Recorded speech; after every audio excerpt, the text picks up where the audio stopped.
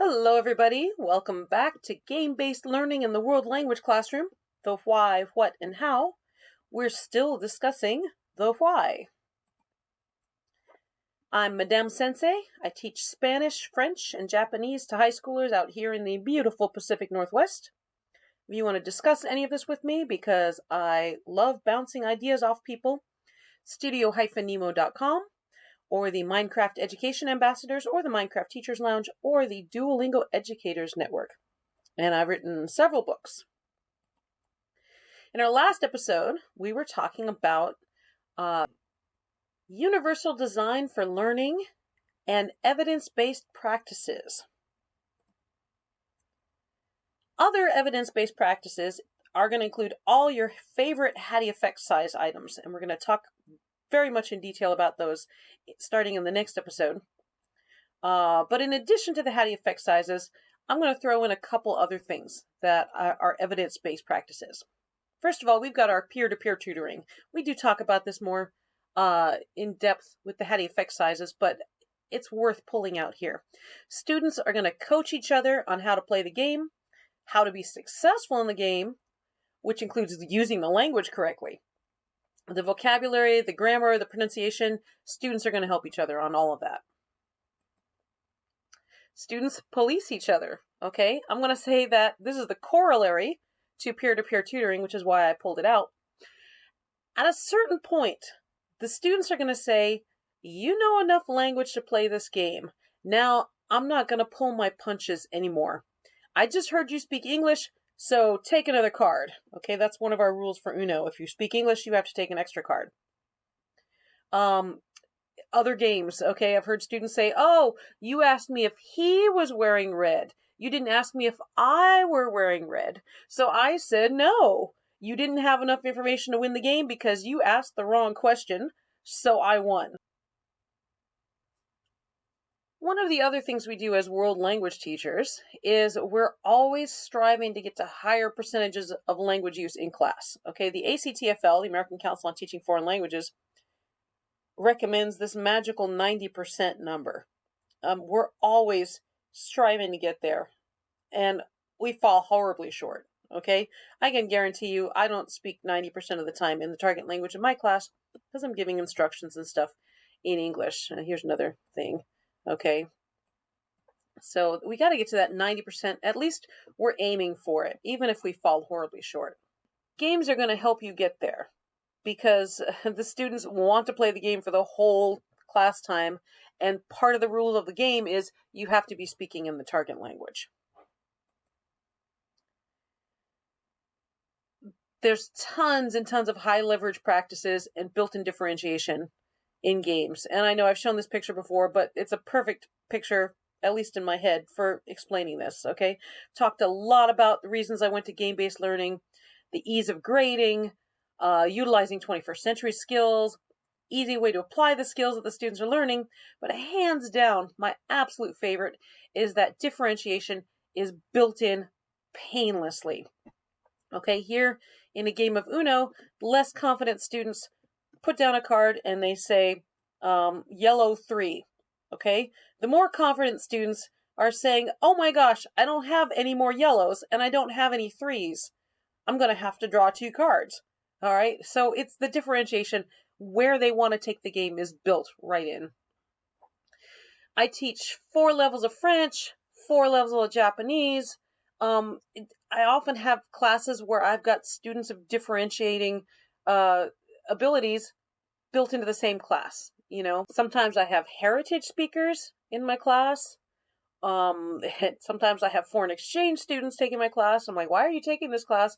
And they say, oh, because I don't know how to read, or oh, because I only speak informally, or oh, I need an easy A. Okay. Sometimes I get foreign exchange students or heritage speakers in a different class. So I've got this wonderful, rich background of you already know how it is to be bilingual. Let's get you trilingual now. And I can leverage what they remember of learning other languages.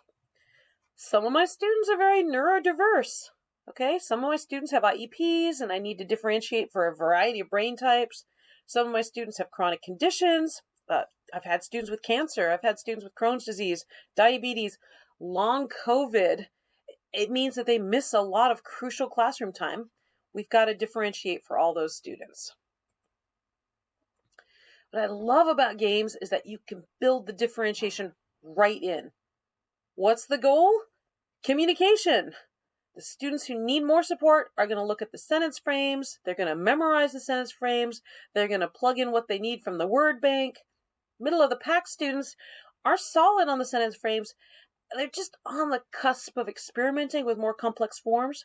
So they just need a crutch in their hand to feel confident. Okay? They're not going to look down at the paper, or maybe they're just going to glance down at the crutch, or just glance at the cheat sheet you've got on the wall or whatever.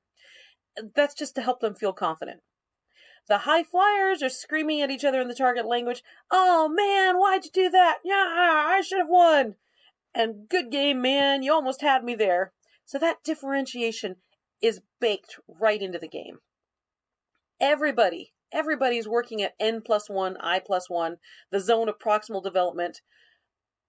They're just right outside their comfort zone. That's when the most learning happens. The supports are there if they need them. Students are going to self-select whether or not to use them. I guarantee you on that. Just try it. Trust me on this. You're going to see students are self-selecting and you don't have to worry about it. So this scaffolding, how easy it is to differentiate, is one of the many, many reasons I find myself turning to game-based learning and project-based learning. And this lady here was very influential to me. She's got this wonderful series, 5 More Minutes. This is Shelley Moore, and I'll put the link in the description.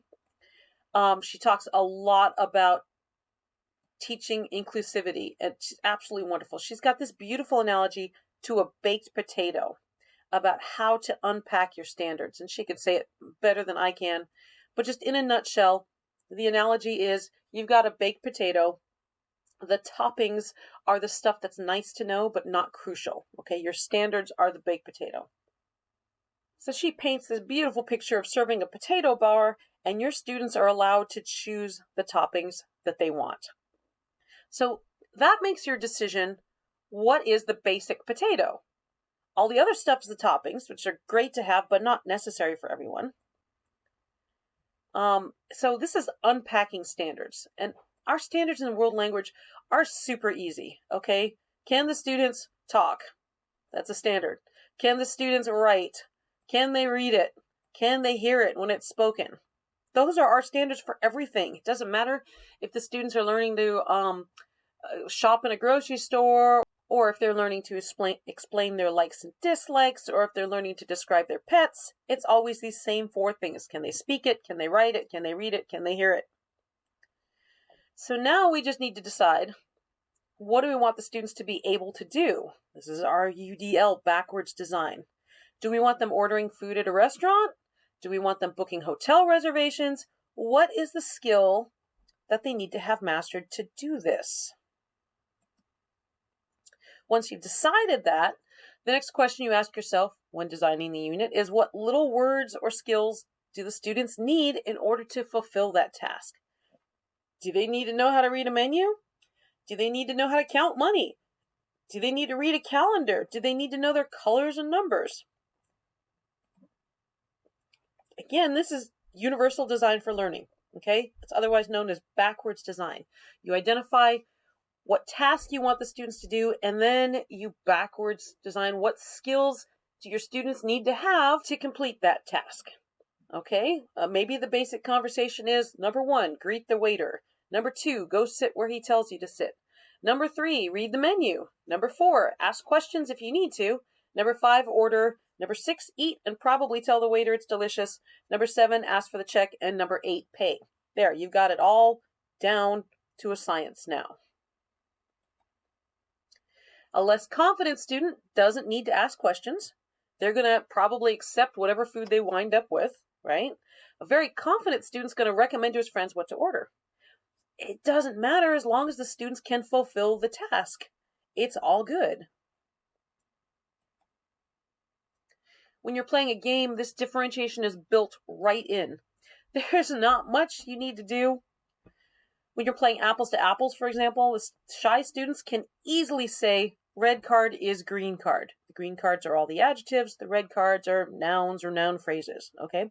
They could say red card is green card. Confident students are going to yell and say, why'd you choose that? My red card is more green card than his red card. I should have won. And the beauty of this is even the shy students are listening to the confident students say that. So they all get the input that puts them precisely at N+1, I+1, the zone of proximal development.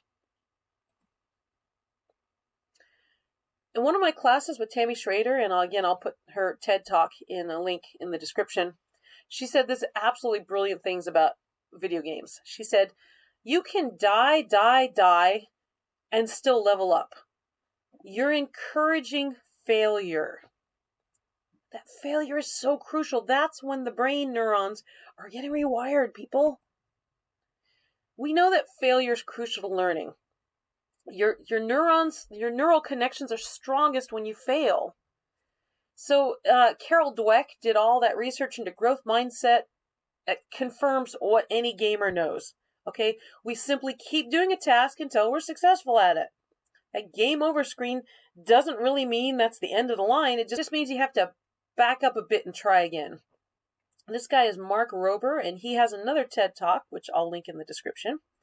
This is this Super Mario effect, tricking your brain into learning more.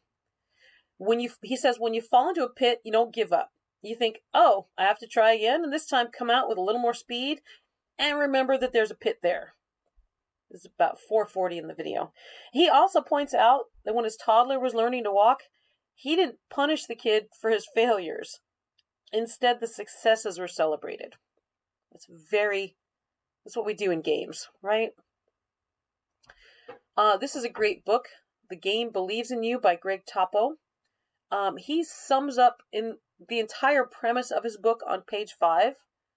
And he writes, it doesn't care if that wearisome math problem takes you 15 seconds or 4 hours. Do it again. Take all day. The game believes in you. We need to get our students not afraid of failure. We can't have them shutting down before they even try. Getting them over the fear of failure is going to lower their affective filter, and that's when learning sticks deeper. In our next episode, we're going to dive into all the Hattie effect sizes. This is going to be beautiful for you on your yearly evaluations. So, thanks for watching. Hope to see you next time.